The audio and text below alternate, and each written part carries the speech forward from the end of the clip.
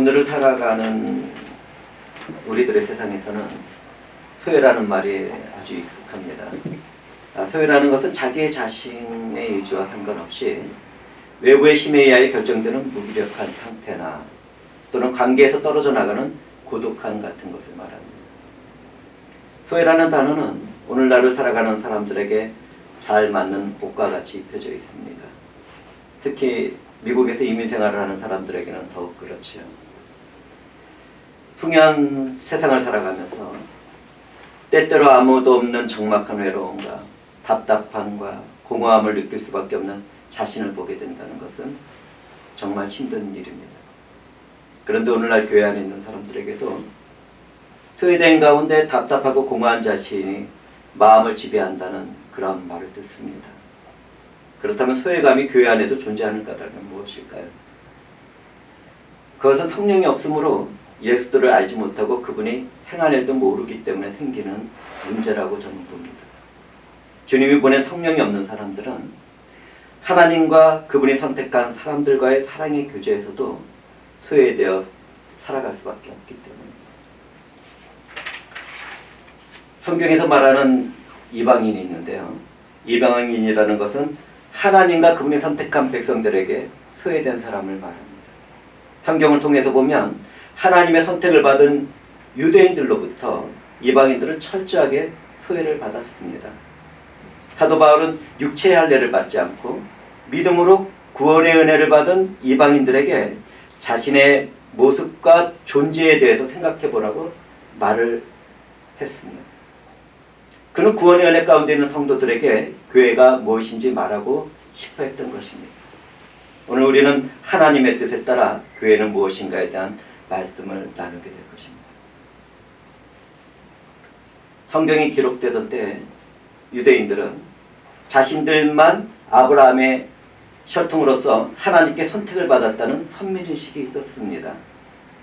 하나님의 백성이라는 선민의식 가운데 살아가던 이스라엘 백성들은 육체적인 할례를 받지 못한 이방인을 멸시했고 함께 식사도 하지 않았습니다.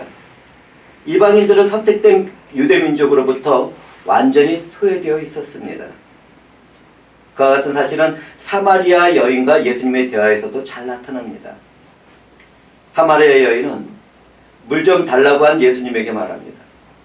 당신은 유대인으로서 어찌하여 사마리아 여자인 나에게 물을 달라 하나이까?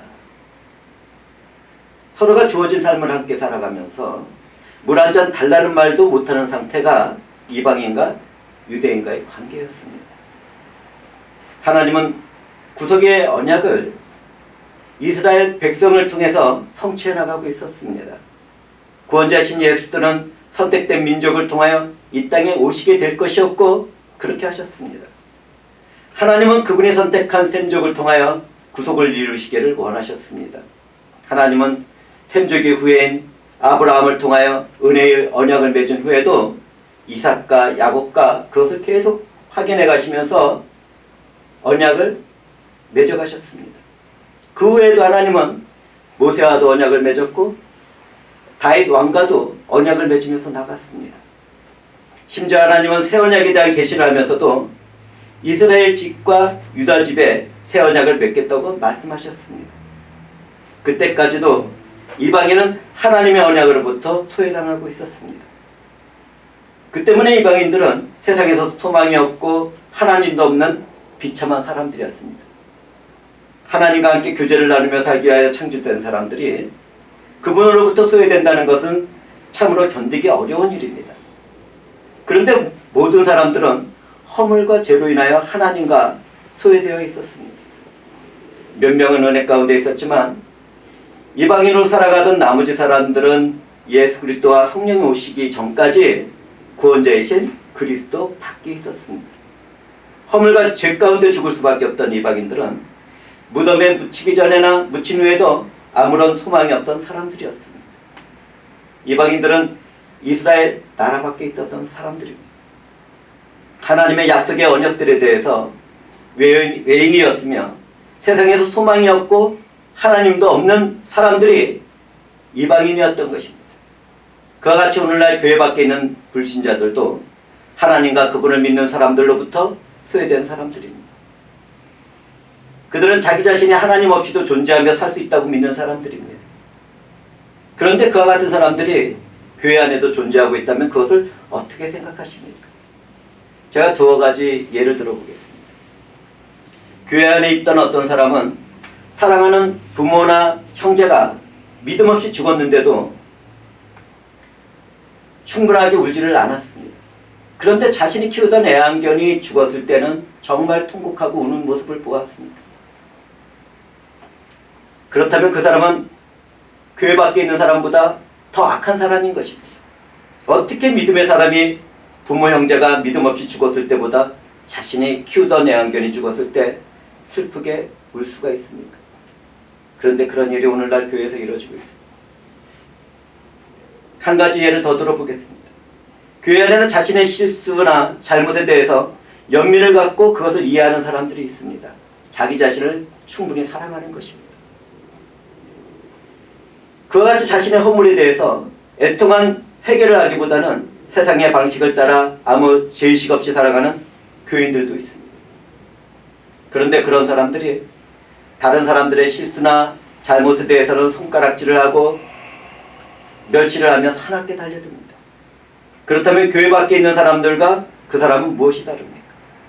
이와 같은 일이 교회 안에 있다는 것에 대해서 우리는 애통한 마음을 품어야 합니다. 성경에서 우리는 전에 소외됐던 이방인이 그리스도 안에서 그분의 피로 가까워졌다는 선언을 듣게 됩니다. 하나님의 사랑과 은혜가 선물로 주어졌기 때문입니다. 이방인들은 동물의 피로 언약을 맺어나가던 구약의 때에는 하나님으로부터 버림을 받고 소망도 없었습니다. 그러나 예수 그리스도의 보혈의 피로 주어진 새 언약 가운데서는 하나님의 관계가 회복되었습니다. 우리와 같은 이방인이 말입니다.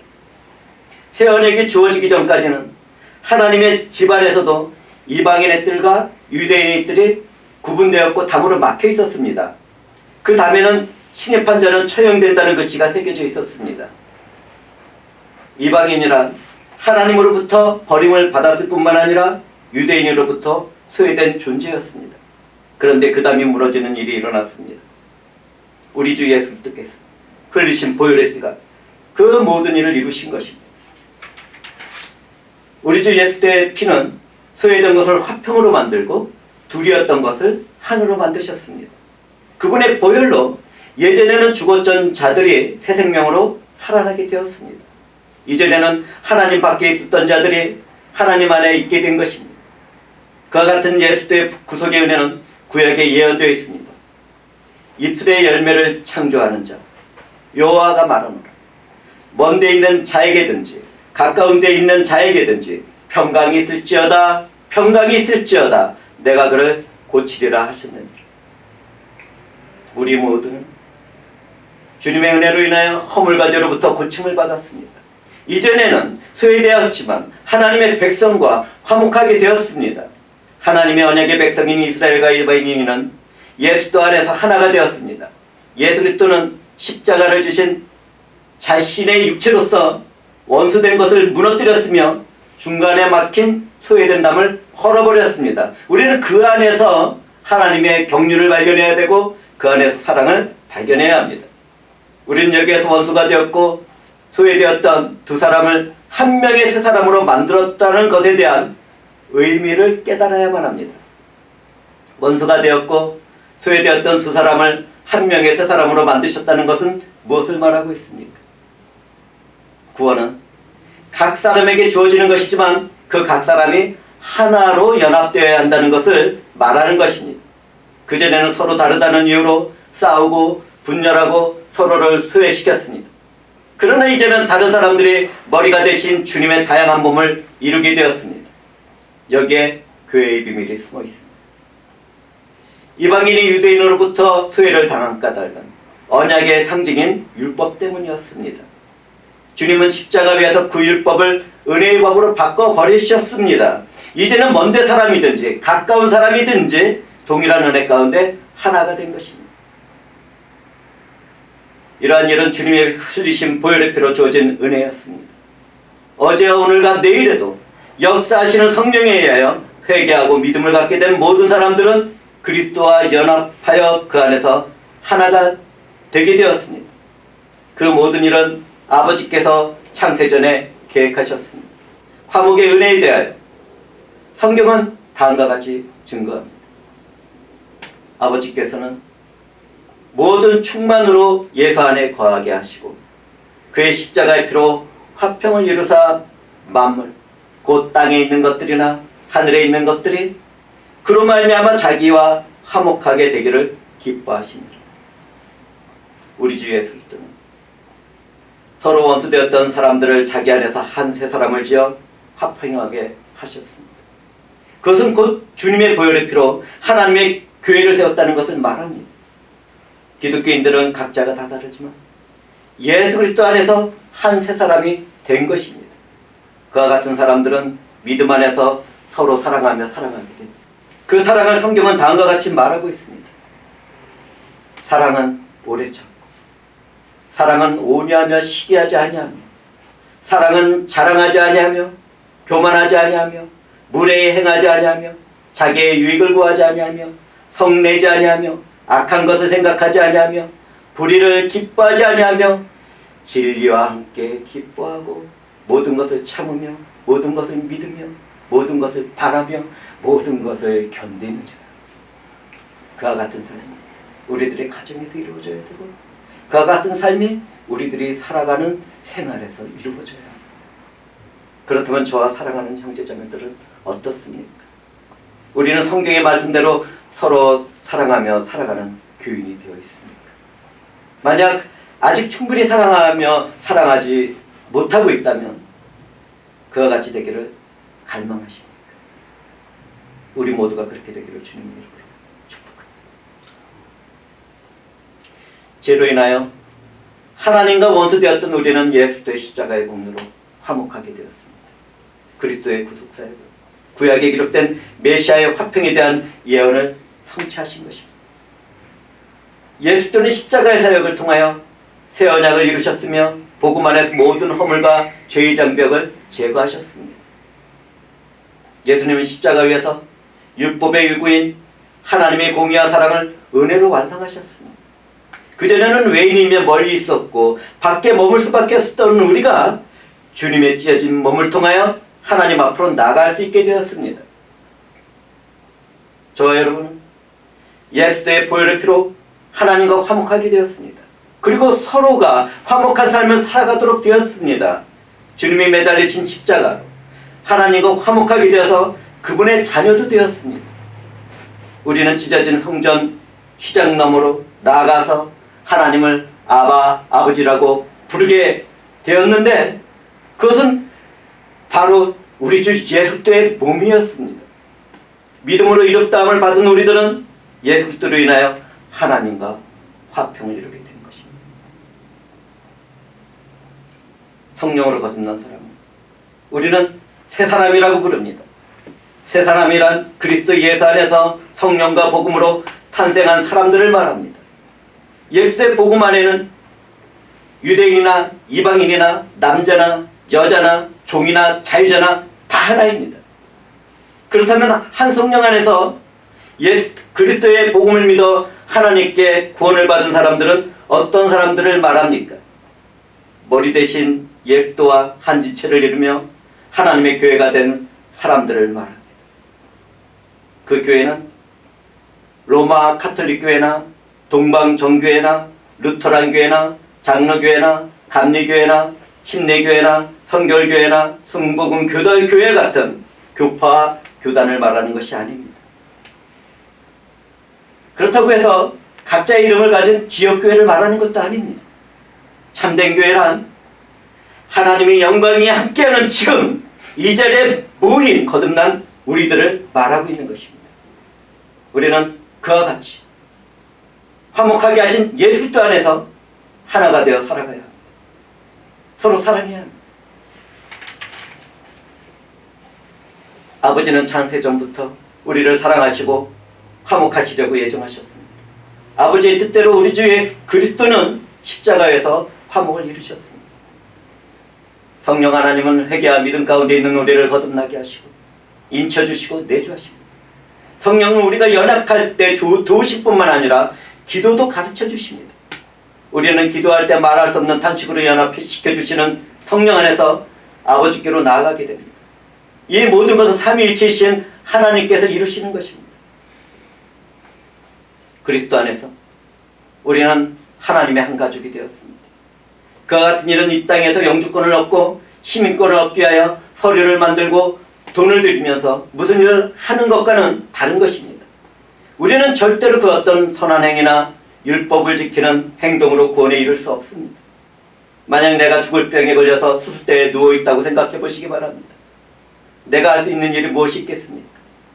수술을 담당한 의사들에게 자신의 몸을 내맡기는 일 외에는 그 무엇도 할 것이 없을 것입니다.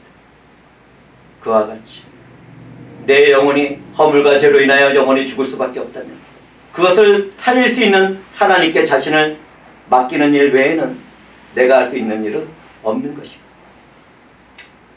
성령으로 거듭나서 회개한 믿음으로 새롭게 된 삶을 살아가는 사람만이 하나님의 나라의 시민권을 얻습니다. 하나님만 아시고 인정하시는 진정한 교회란 성령에 의하여 거듭난 사람을 말하는 것입니다. 회개한 믿음은 회심은 거듭난 사람들의 외적인 모습입니다. 성령의 인치심을 받은 사람들은 구원을 얻고 내주하시는 성령에 의하여 구원에 대한 보증을 받습니다. 하나님의 집인 교회에 거하는 선택된 사람들에게는 민족과 성별과 지위가 필요 없습니다. 그 사람이 살아오던 그 어떤 배경이나 환경이나 재능이나 능력도 필요가 없습니다. 성령에 의하여 거듭나서 회개와 믿음으로 모두가 하나님의 가족이 되어 살아가는 것입니다. 그렇기 때문에 그리스도 안에 머무는 성도들은 하나님 나라의 한 시민일 뿐만 아니라 영적인 한 가족이 되는 것입니다. 우리는 그 안에서 서로 연합하고 예수도 복음 안에서 일치되는 삶을 살아가는 하나님의 자녀이며 백성들입니다. 예수도 안에서 유대인과 이방인은 세 사람으로 한 몸이 되었습니다. 그런데 이제는 그 한 몸이 하나님과 화목하게 되었다는 선언을 듣게 됩니다. 교회가 된 한 지체들은 하나님과 화목하게 되어 그분의 자녀가 되고 그분의 유업을 얻게 된 것입니다. 예수 그리스도는 하나님과 원수된 것을 화목하게 만드시기 위하여 십자가를 지셨습니다. 우리가 돌아보면 하나님과 원수가 된 까닭은 우리의 허물과 죄 때문이었습니다. 하나님과 원수가 되는 것은 육신의 생각 때문이며 이 세상과 친구가 되었기 때문입니다. 하나님은 그런 문제를 해결하기 위하여 주님을 화목제물로 세우셨습니다. 예수 그리스도의 십자가와 흘리신 보혈의 피만이 우리를 하나님의 자녀로 만들 수 있는 것입니다. 세상과 친구가 된 사람들은 육신의 정욕과 안목의 정욕과 이생의 자랑으로 살아갑니다. 그렇다면 어떻게 그와 같은 사람들이 새 생명으로 태어나는 일이 가능하겠습니까? 그것은 하나님이 예정하신 가운데 예수 그리스도 안에서 구원의 은혜로 태어나게 되는 것입니다. 물과 성령으로 태어난 새 생명은 선한 일을 위하여 새롭게 지음을 받게 되었습니다. 그리스도 안에서 완전히 새 생명으로 태어난다는 것은 우리의 지식과 지혜로는 알 수 없는 참으로 신비하고 아름답고 놀라운 하나님의 일입니다. 허물과 죄로 죽었던 저와 회중들을 하나님께서는 그리스도와 함께 살리셨고 함께 일으키셨고 그분과 함께 하늘에 앉혔습니다. 그와 같은 일은 우리의 신분이 저주받은 마귀의 자녀에서 하나님의 자녀로 변화되었다는 것을 말하는 것입니다. 그 전에 우리는 이 세상의 풍조와 공중의 권세 잡은 자를 따르는 불순종의 아들들이며 진노의 자녀였습니다. 하나님도 없었던 사람들이 이제는 거룩한 물이라는 이름으로 성도가 된 것입니다.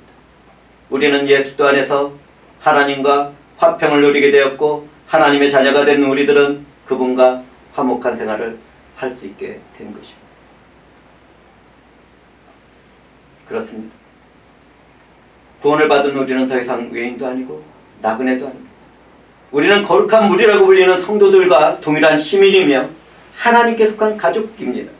이제는 거룩한 무리에게 속한 사람들답게 우리는 살아가게 되었습니다.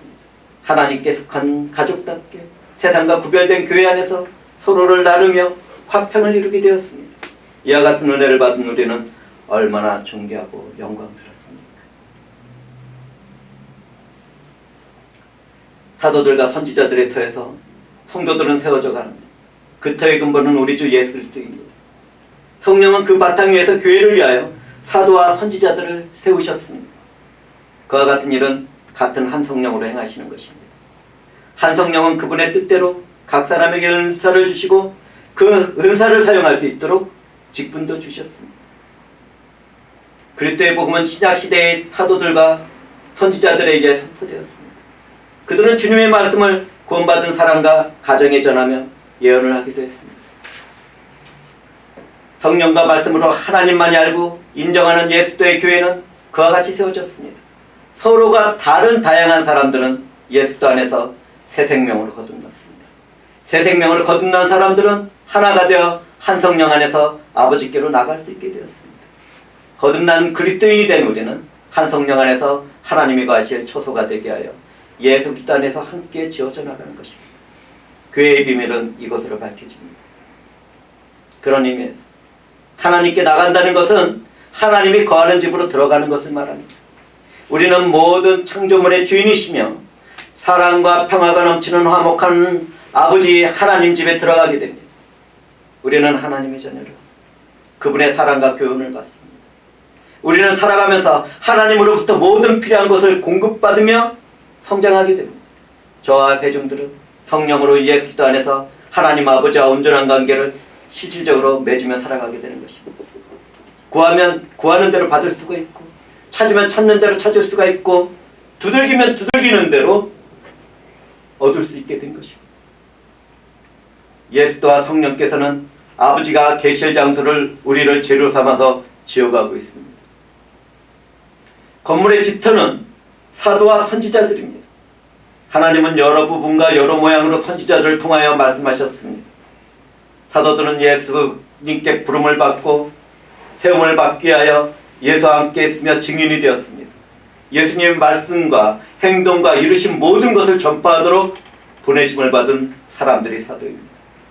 사도들을 세우신 것은 예수 그리스도입니다. 선지자들에게 말씀하신 분도 예수 그리스도의 영입니다.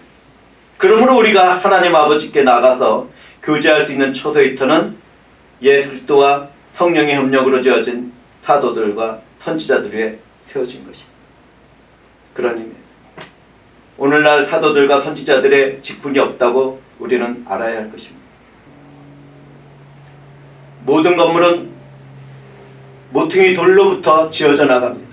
모퉁이 돌은 건물의 벽과 벽이 만나는 지점에 세워지고 거기에서부터 건물의 벽을 연결하기 때문에 건물의 중심이 됩니다. 건물이 세워주는 모퉁이 돌에 자신의 이름을 새기기도 합니다. 그와 같이 예수 그리스도는 교회의 모퉁이 돌입니다. 성도와 성도를 연결하여 하나님의 교회를 세워나가게 하는 중심이며 기초이며 그 교회의 소유주이십니다.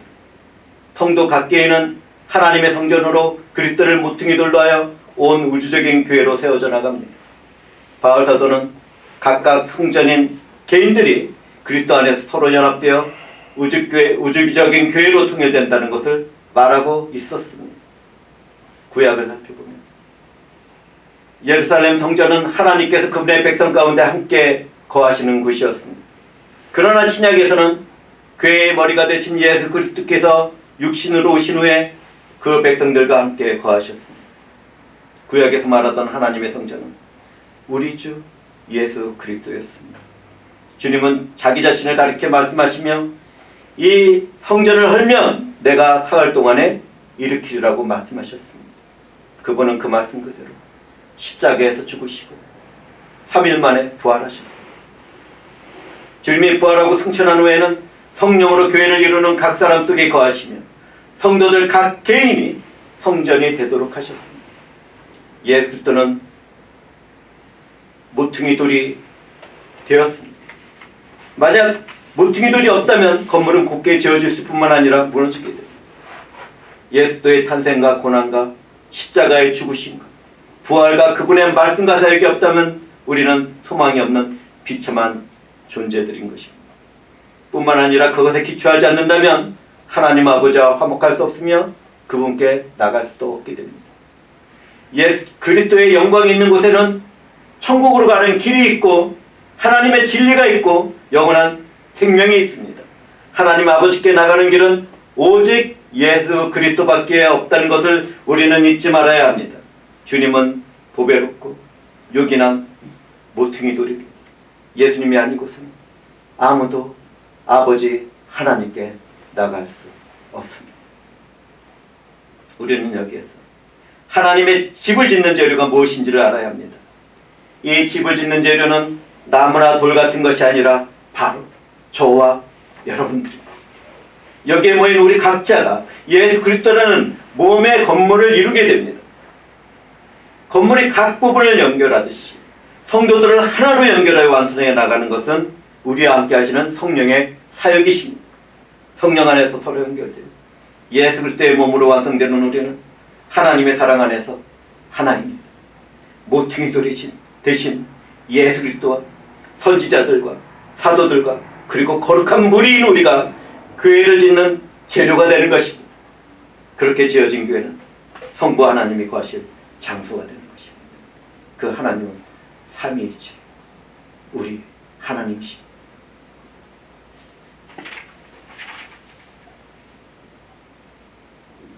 예수 그리스도 안에서 한 성령으로 교회는 이루어져 갑니다.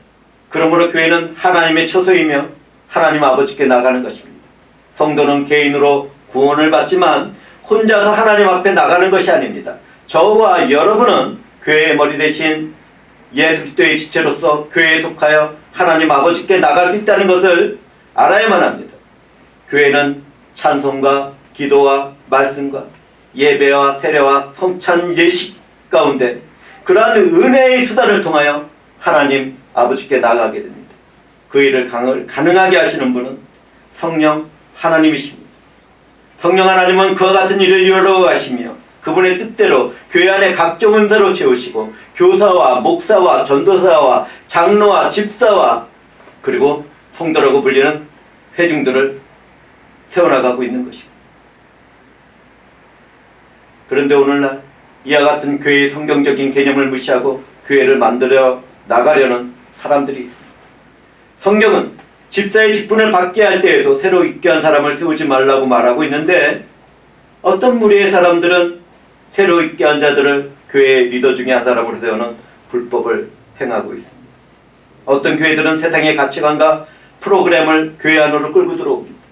아버지 교실과 부부 클리닉 같은 일을 교회 안에서 가르치고 나누면서 그것으로 변화를 받았다고 감동을 하고 눈물을 흘리고 있습니다. 그러나 그와 같은 일 슬프게도 교회 밖에 있는 세상이 더 잘하고 있습니다. 우리는 이것을 알아야만 합니다.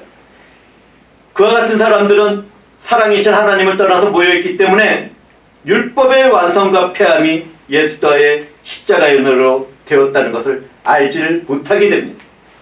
예수도의 사랑과 영광이 교회 안에 가득하게 된다면 자연스럽게 교회 안에 속한 사람들은 좋은 아버지가 될 수밖에 없고 좋은